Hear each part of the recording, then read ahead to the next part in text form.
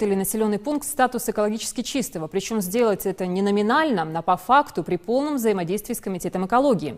В этом вопросе отличилась Назрань. В городской администрации обсудили ряд вопросов, в том числе закрытие свалок в городе. Подробности у Амины Боковой.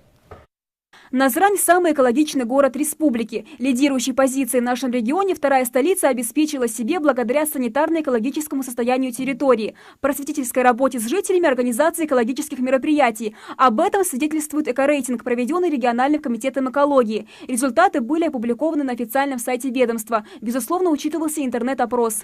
С этим результатом мэр города Назрани поздравил глав муниципальных округов.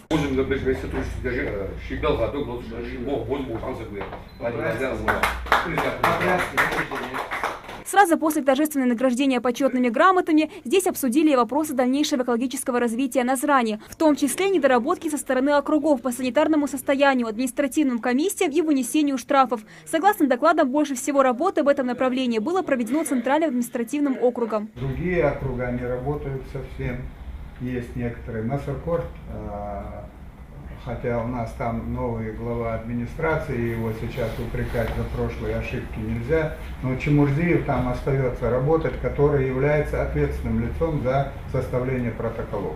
Вот глава сейчас сказал о том, что административная комиссия должна работать.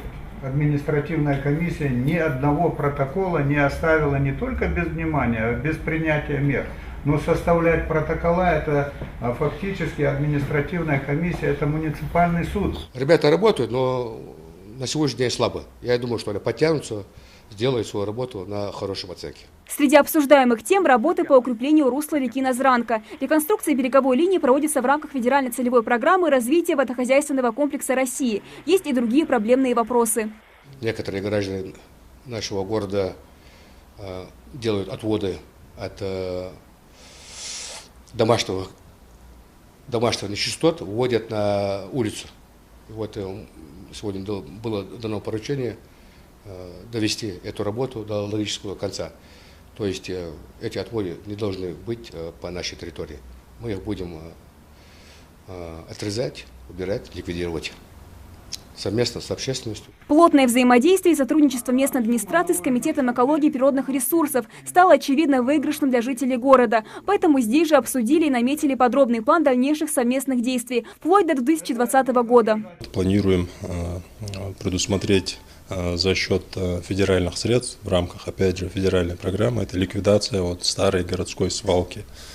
Такую работу тоже намерены проделать. Это основные у нас проблемные вопросы. Есть поручение главы до 20 сентября всю оставшуюся работу провести. Осталось всего несколько навалов на территории всего города, и они в ближайшие дни будут ликвидированы. У нас остается одна проблемная свалка, которая, наверное, на протяжении десятилетия функционировала. Это большой объем накопленного экологического ущерба. Это мы решим уже через федеральную программу. В будущем Комитет экологии планирует проводить подобные совещания в каждом районе республики. И, возможно, уже в следующем году остальные города и населенные пункты региона составят Назрани достойную конкуренцию. Амина Бокова, Рахман Суров, Новости 24.